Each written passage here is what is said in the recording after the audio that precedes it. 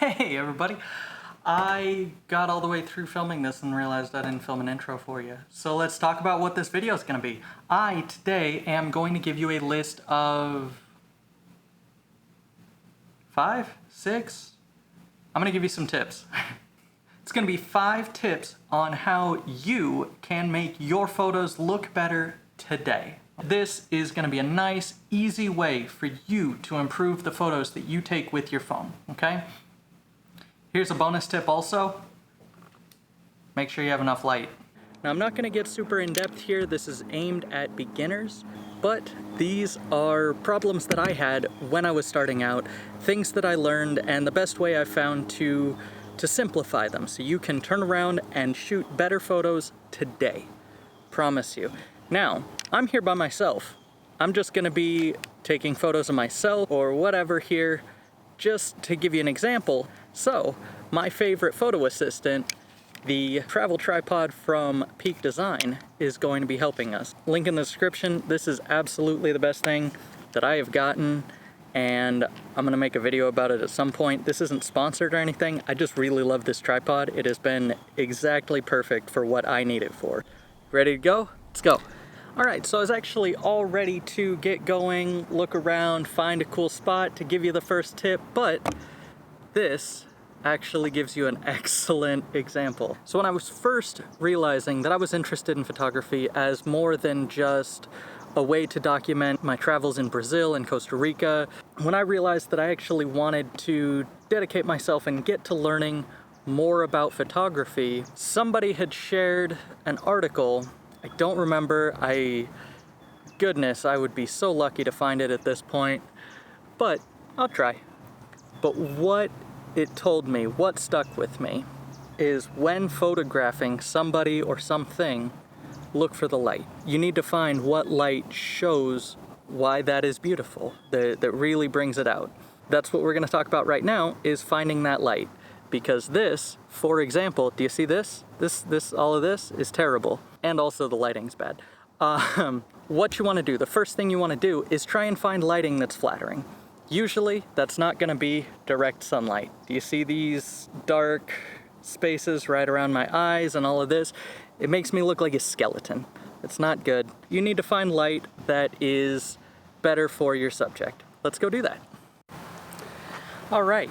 What you'll notice is that all of the light on my face, all of the light on my face looks a lot softer, a lot smoother. All I did was move into the shade. I was way over there. Sorry for all the sweat. I do live in Florida. Very simple thing to do. You can just walk to the shade, and all of a sudden your light is going to be much better for the person. There are other ways to solve this. If you want to see some more advanced techniques, I will link a video in the description, and up here if I figure out how to do it, maybe not, we'll see, by a friend of mine and fellow photographer, Angela, who made a video on diffusing, on all of these more advanced techniques, these better ways. I'm sharing the shade with a bird. Sorry, I'm gonna have to deal with it. Alright, now that we know that we need to look for the light, I want to talk to you about something that it took me a really long time to start asking myself, and I want you to figure it out a lot faster than I did. And that is, every time you take a picture, you need to ask yourself, what the heck are you taking a picture of? I cannot tell you how many photos I have that I looked at later and was like, it looked so much prettier than this. What happened? What is going on? Why does this look so bad? The place was beautiful. I took a picture of the place and now the picture looks terrible, but the place is still beautiful. What's going on? You need to know what you're taking a picture of. The way photos transmit their information is very different from the way your eye perceives it and your brain perceives it when you're in a place. So that's an important thing for you to keep in mind when you are deciding how to take your picture. I'm gonna show you 2 pictures here that I did. Right over there. Oh yeah, there we go. I took 2 pictures right over there of theoretically the same thing. So we're gonna imagine I love football. I grew up playing, yeah, look at me, I definitely love football, right?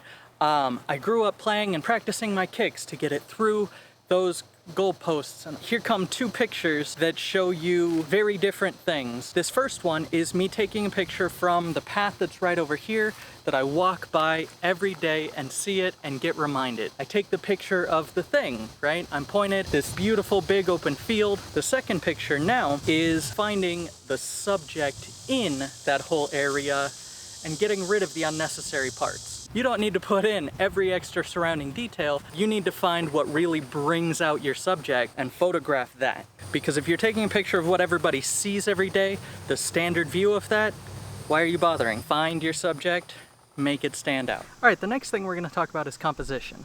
What that means is stop putting stuff in the middle of your frame.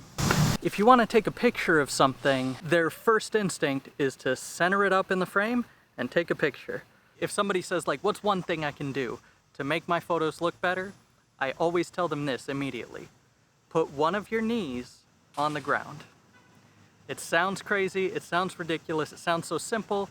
How does that make any sort of difference? If you come to a 45-degree angle, even better. And then the last trick we're gonna tell you right now is we're gonna go to a rule of thirds. So what we see from all of that is that just changing where you put the subject and where you look at the subject from, yeah, that was right. Those two factors make a huge difference in your photos. The rule of thirds has a lot to do with balance in the composition. Most cameras have a way for you to turn on that grid. Just put the most important part of your subject in one of those cross sections and you're doing good. The last tip here today is going to be pretty simple and you're gonna hate it. If you really want to grow in photography, you have to forget everything I just told you. You have to practice. You have to mess up.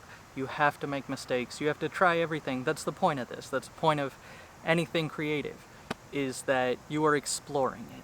You are finding your voice, your look, your mood, and you have to also accept that not everybody's gonna like it. The reality is that taste is subjective, and you have to be willing to accept that if you are going to put your work in a public space. Additionally, I'm going to include a link where you can purchase a preset that I made today to go along with just about any photo that you take on automatic mode with your cell phone.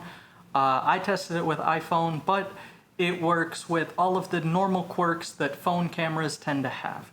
So what'll happen, you can buy this, it'll send you a digital link, you can download it, and you can install it into Lightroom. It's a pretty simple process. You can look up videos. I'll link a video down below on how to do it.